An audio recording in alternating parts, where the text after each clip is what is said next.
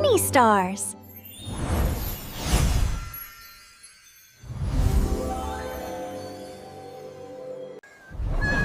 இது சத்தியவனம். இங்க பேசுற ஒவ்வொரு வார்த்தையும் மந்திரமா மாறும். ஆராவும் டிபியும் இந்த அதிசய காட்டுக்குள் நடந்து போறாங்க. டிபி சொல்றான், இந்த ஃபாரஸ்ட்ல பேசுற வார்த்தையெல்லாம் நிஜமா மாறும்னு ஆராவு சிரிச்சுக்கிட்டே சொல்றான். அதெல்லாம் பொய் டிபி சொன்ன அதே நேரம் ஒளியோட ஒரு பலகை அவர்கள் முன்னாடி தோன்றுது. அப்போ ஒரு மெதுவான அழுகை சத்தம். ஒரு மரத்துக்கு பின்னாடி ஒரு சின்ன பறவை. ஆனா அது பறவை இல்ல, கல் பறவை. அந்த பறவை சொல்து, என்னை பத்தி எல்லாரும் கஷ்டப்படுத்துற வார்த்தையால் பேசினாங்க, அதனால நான் கல்லா மாறிட்டேன். அப்போ சத்தியவனத்தின் காவலன் தோன்றான்.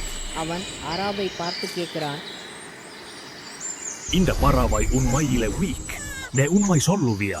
ஆராவ் ஆழமா மூச்சு இழுக்கிறான். நீ பலவீனமில்லை, கொஞ்சம் கஷ்டம் இருக்கு, அவ்வளவுதான். நீ முயற்சி பண்ணினா கண்டிப்பா பறக்க முடியும். உண்மைய பறவையின் மனசு வலிக்காதபடி சொல்கிறான். கல் பறவையோட உடல் மெதுவா மாறுது. அது முழுசா பறக்கல, ஆனா சிறு சிறு பறப்போடு மேலே போகுது. பறவை சொல்றது, நீ உண்மை பேசின, ஆனா என்ன உடைக்கல.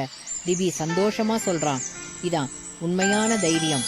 இதைத்தான் திருக்குறள் சொல்றது, வாய்மை எனப்படுவது யாதெனின் யாதொன்றும் தீமை இல்லாத சொல்லல். அதாவது யாரையும் கஷ்டப்படுத்தாத வார்த்தையில உண்மை சொல்றதுதான் வாய்மை.